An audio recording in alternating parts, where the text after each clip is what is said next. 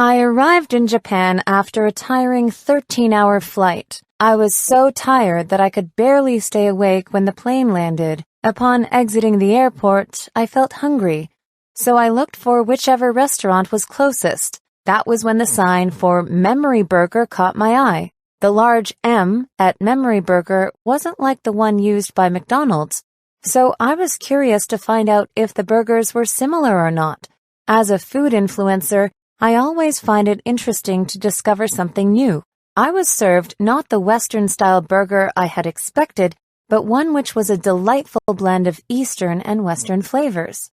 I have had the opportunity to savor a wide array of dishes from around the globe, and many of them blend elements from different cultures. However, that burger at Memory Burger stood out for me. I believe it was the originality of its fusion idea that struck me. Instead of the usual bread bun, Memory Burger uses rice buns. This smart combination results in a unique Asian burger that can be sold at a fast food restaurant for less than $5.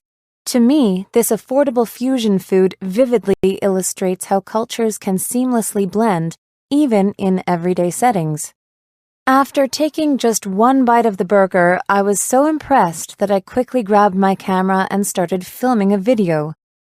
I first addressed how unusual it might seem for food influencers like me to make an unplanned choice, as we are often expected to plan our content carefully. This sudden decision was driven by my passion for sharing both distinctive cross-cultural foods and outstanding restaurants with my audience. Nowadays, there is intense competition among restaurants, and mixing elements from different cultures can create dishes that stand out.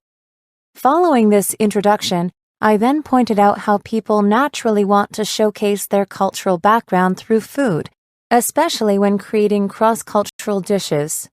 The last point I mentioned was that people are curious about other cultures, but often prefer to explore them while still enjoying the comfort of familiar food.